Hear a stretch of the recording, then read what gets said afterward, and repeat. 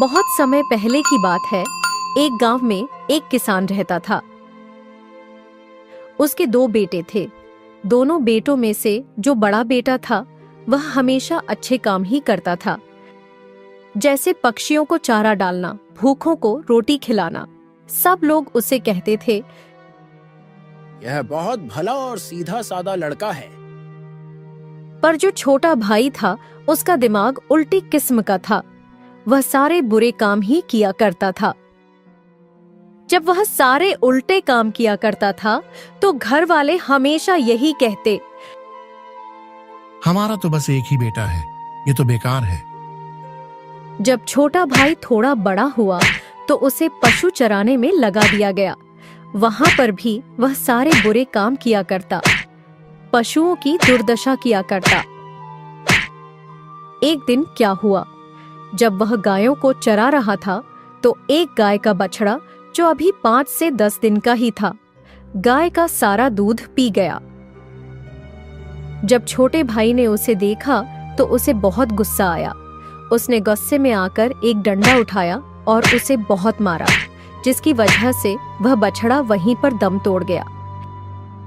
उसकी माँ रोने लगी, चिल्लाने लगी, पर उस छोटे भाई ने जरा सा भी नहीं सोचा कि यह मैं क्या कर रहा हूँ। उसके दिमाग पर इस बात का कोई असर नहीं हुआ। वह ऐसे ही बुरे काम करता ही रहा। कुछ दिन गुजरे तो उसे खेतों में हल चलाने के लिए लगा दिया गया। एक दिन की बात है, जब वह हल चला रहा था तभी उसकी नजर अपने खेत के पास एक हंस, हंसनी और उनके बच्चे पर पड़ी। जब उसकी नजर हंस के बच्चे पर पड़ी तो वह बहुत खुश हुआ कि आज तो खाने में मजा ही आ जाएगा।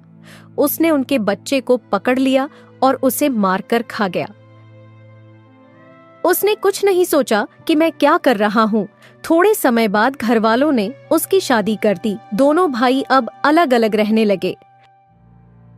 वह खेतों में काम करता रहता, हल चलाता रहता। ऐसे ही कई साल गुजर गए। एक दिन उसने बैठे बैठे सोचा, हमारी शादी को बहुत समय हो गया है, पर अभी तक कोई औलाद नहीं हुई। उसके मन में वह सब बातें आने लगीं कि जो मेरा बच्चा नहीं हुआ शायद इसलिए नहीं हुआ क्योंकि पीछे मैंने बहुत घटिया कर्म किए हैं।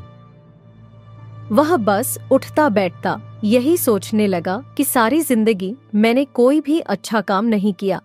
अब से सारे बुरे काम छोड़कर अच्छे काम ही करने हैं।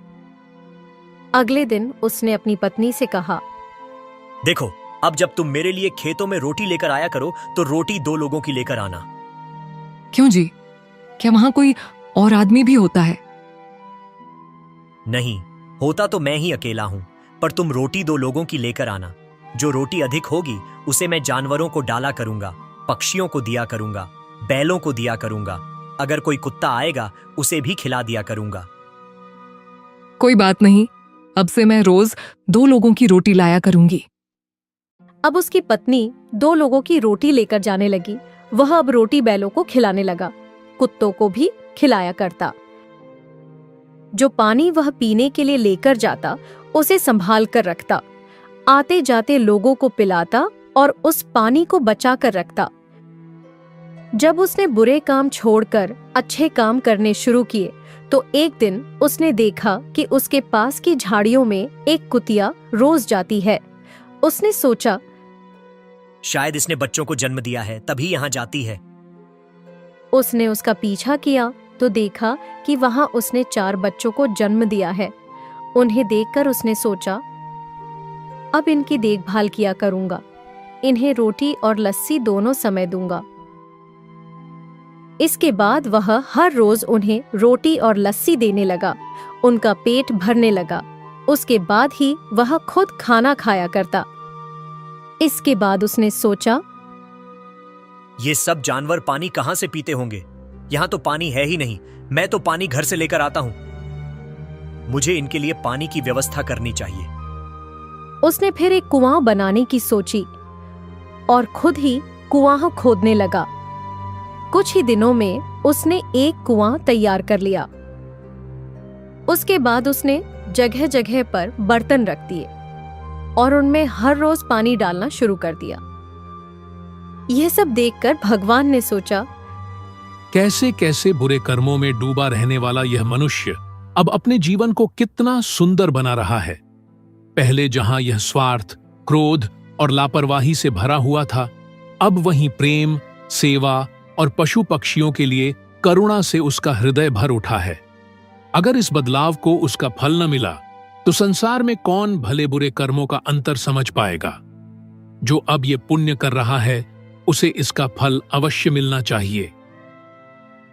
एक दिन जब वह बर्तन में पानी भर रहा था, तभी वहां भगवान एक साधु का रूप धारण कर उसके पास आए। छोटा भाई साधु बाबा को प्रणाम किया और पूछा, बाबा, क्या आप पानी पीने आए हैं? हाँ बच्चा, मुझे बहुत जोर की प्यास लगी है, इसलिए मैं पानी पीने चला आया। छोटे भाई ने साधु बाबा को पानी पिलाया। इसके बाद साधु बाबा ने उससे पूछा, बेटा, यहाँ तो मुझे कोई पेड़ पौधे दिखाई नहीं दे रहे, तुम यह पानी किसको डाल रहे हो? बाबा, मैं यह पानी किसी पेड़ पौधे को नहीं डाल रहा, बल्कि मैंने यहाँ थोड़ी थोड़ी दूरी पर बर्तन रखे हुए हैं, उन्हीं में पानी डालता हूँ ताकि यहाँ के जानवर पानी पी सकें, इसलिए हर रोज उनके लिए पानी भरता हूँ। बेटा, कर्म तो तुम बहुत अच्छे कर रहे हो।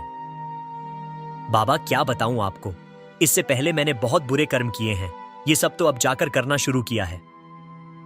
कोई बात नहीं, तुम चिंता मत करो। अगर तुम ऐसे ही अच्छे काम करते रहो तो जो पिछले बुरे कर्म हैं वे सब कट जाएंगे। यह सब बातें हो ही रही थीं कि उसकी पत्नी दूर से रोटी लेकर आती हुई दिखाई दी। तो उसने साधु बाबा से कहा, बाबा जी, अब आप रोटी खाकर ही जाइएगा, मेरी पत्नी रोटी लेकर आ रही है। न बेटा, अगर मैंने रोटी खा ली तो मैं पापों का अधिकारी बन जाऊंगा। बाबा जी, आप रोटी खाकर कैसे पापों के अधिकारी बन जाएंगे? बच्चा, तुमने अकेले ने हल चलाना है, तुम्हारे अकेले की रोटी आ रही है। यदि मैंने रोटी खा ली तो तुम भूखे हल चलाओगे, उस बात का दोष मुझ पर आ जाएगा। नहीं महाराज, मैंने तो पहले ही कह रखा है कि रोटी 2 लोगों की लानी चाहिए। फिर ठीक है बेटा, फिर मैं भोजन अवश्य करूंगा। फिर उसकी पत्नी भी वहां पहुंच गई। उसने साधु बाबा को प्रणाम किया। फिर सबने साथ बैठकर भोजन किया। भोजन के बाद साधु बाबा ने उनकी परीक्षा लेने की सोची। तुम खुद रोटी घर जाकर क्यों नहीं खाते? अब तुम्हारी पत्नी को यहां आना पड़ा, पीछे से तुम्हारे बच्चे अकेले रह गए होंगे। बाबा जी, अभी तक हमारे कोई संतान नहीं है। तुम लोग कर्म तो बहुत अच्छे कर रहे हो, इसलिए तुम्हारा बिना संतान के रहना उचित नहीं है। तुम्हारे बच्चे का होना बहुत जरूरी था।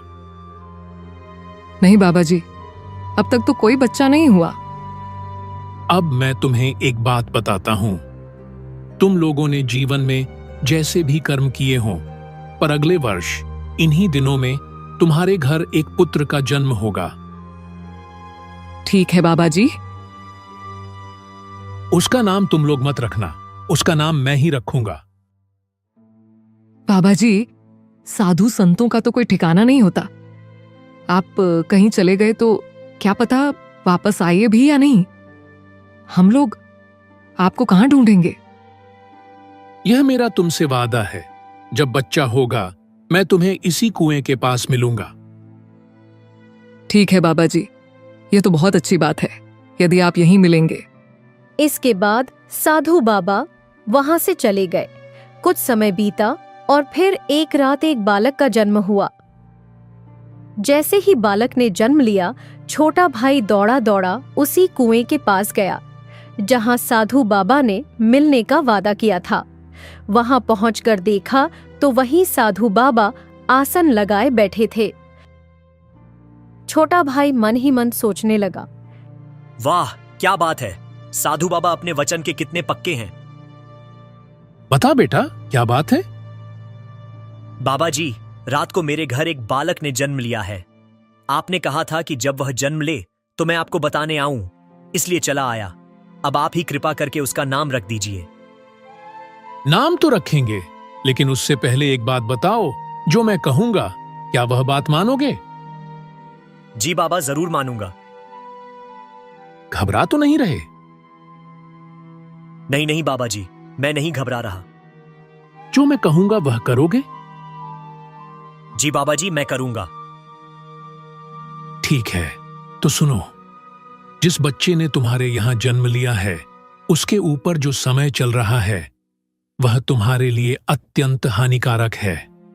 जितनी जल्दी तुम उस बच्चे को समाप्त कर दोगे, तुम्हारे लिए उतना ही अच्छा होगा।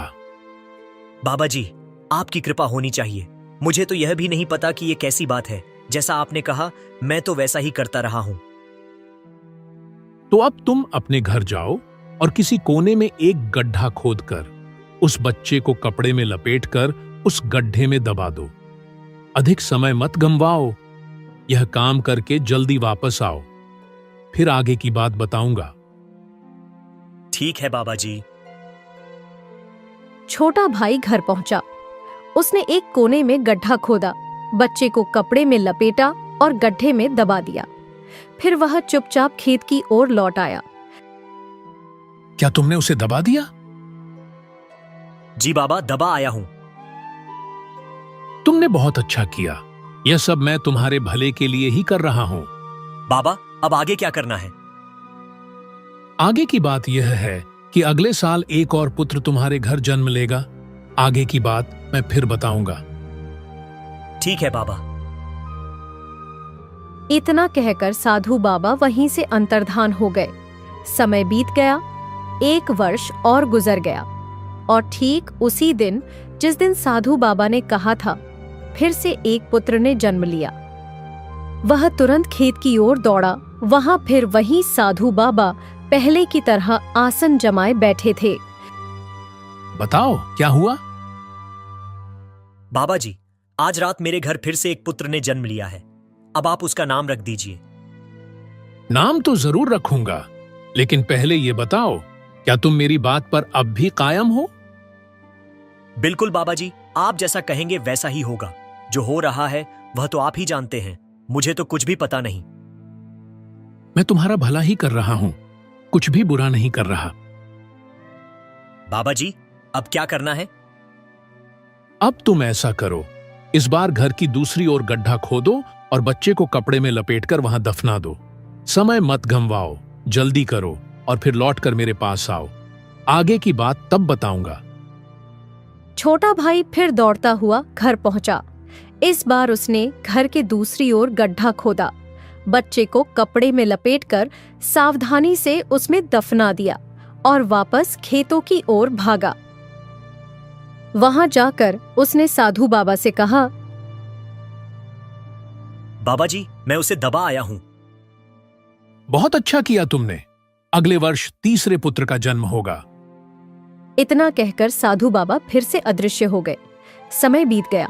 1 वर्ष और गुजर गया और ठीक उसी दिन जिस दिन साधु बाबा ने कहा था, तीसरे पुत्र ने भी जन्म लिया।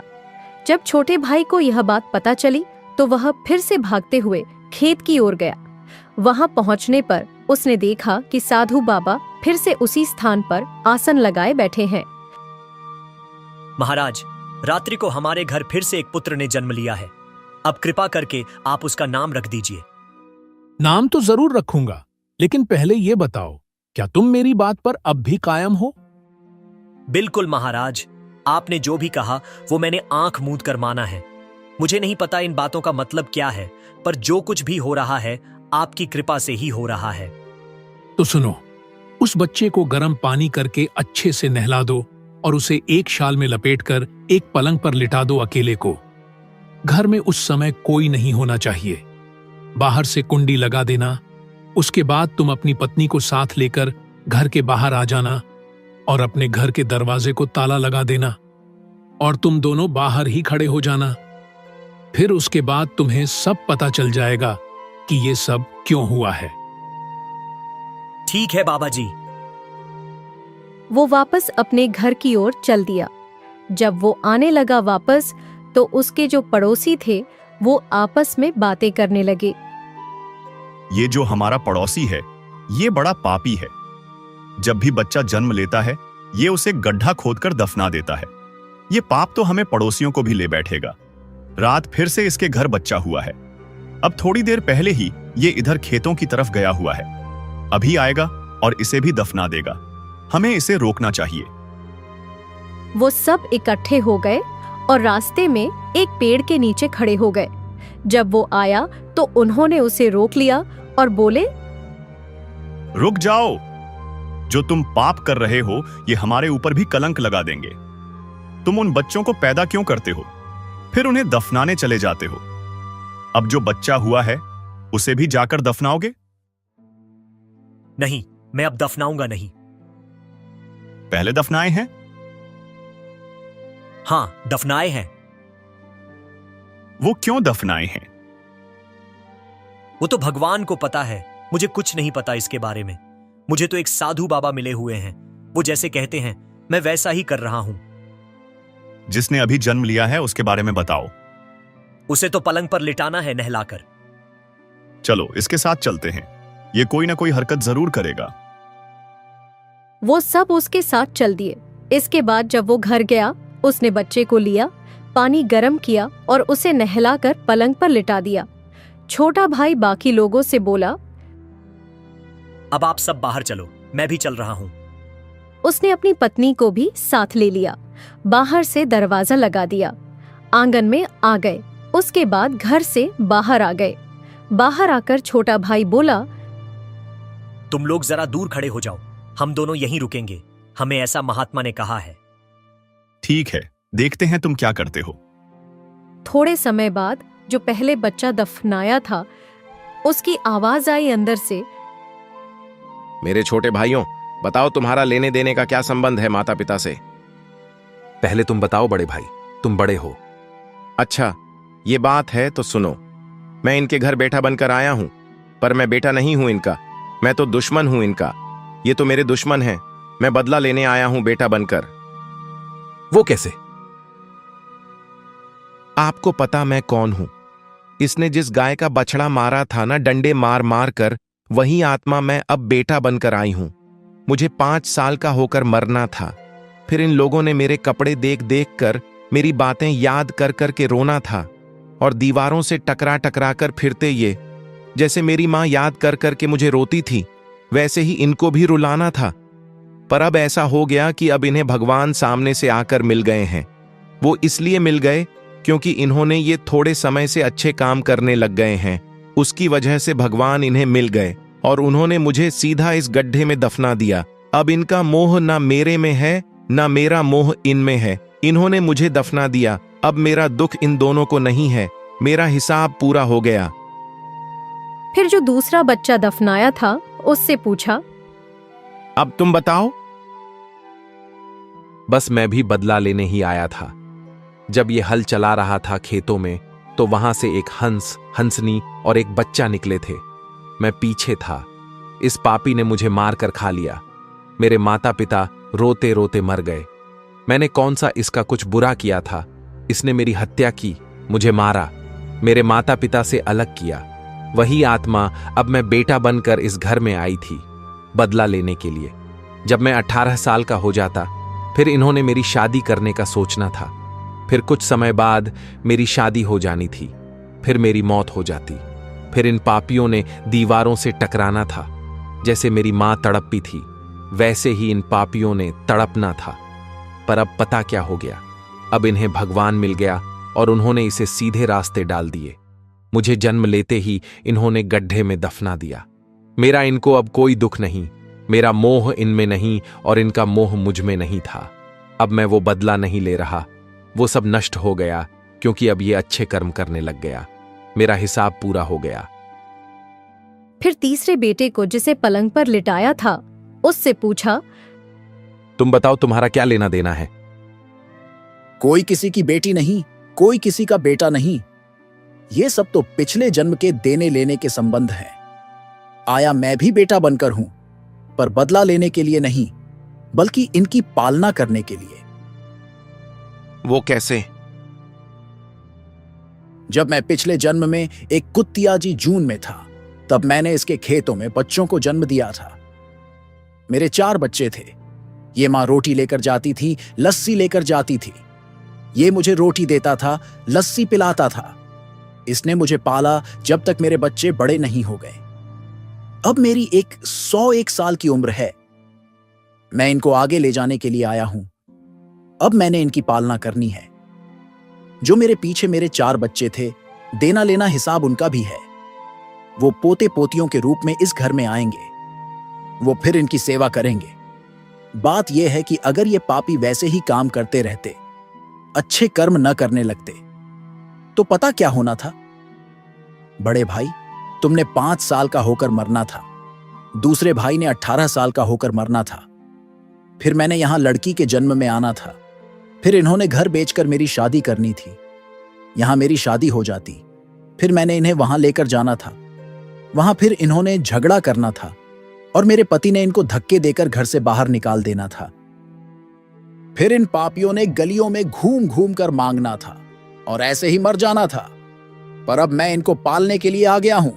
वो इसलिए क्योंकि जो अब अच्छा कर्म किया है इन्होंने। यह सुनकर बाहर खड़े माता पिता फूट फूट कर रोने लगे। हे प्रभु, हम तो अज्ञान थे। हमसे अनजाने में जो भी पाप हुए उनके लिए क्षमा करना। जो भी कष्ट हमने अपने कर्मों से पाए वो भी हमने स्वीकार किए। अब तूने हमें सच्चाई का ज्ञान दिया। हमारे बच्चों के रूप में जन्मी आत्माओं ने हमें आईना दिखा दिया। यह कहानी हमें यह सिखाती है कि जीवन में किए गए हर अच्छे बुरे कर्म का फल अवश्य मिलता है, चाहे वह इस जन्म में हो या पिछले जन्मों में। छोटे भाई ने अपने बुरे कर्मों का पश्चाताप किया और साधु बाबा के मार्गदर्शन में अच्छे कर्मों की राह चुनी, जिससे उसका भाग्य बदल गया।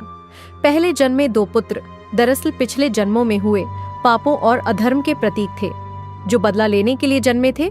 लेकिन छोटे भाई के नेक कार्यों ने उनके क्रोध और प्रतिशोध को शांत कर दिया। तीसरा पुत्र पुण्य का फल था, जो सेवा और स्नेह का प्रतीक बनकर आया। इस कहानी से यह संदेश मिलता है कि अगर मनुष्य सच्चे हृदय से सुधार की राह अपनाता है तो उसका अतीत भी क्षमा किया जा सकता है और उसका भविष्य संवर सकता है। अगर आपको ये कहानी पसंद आई हो तो ऐसी और कहानियों के लिए हमारे चैनल को सब्सक्राइब जरूर करें।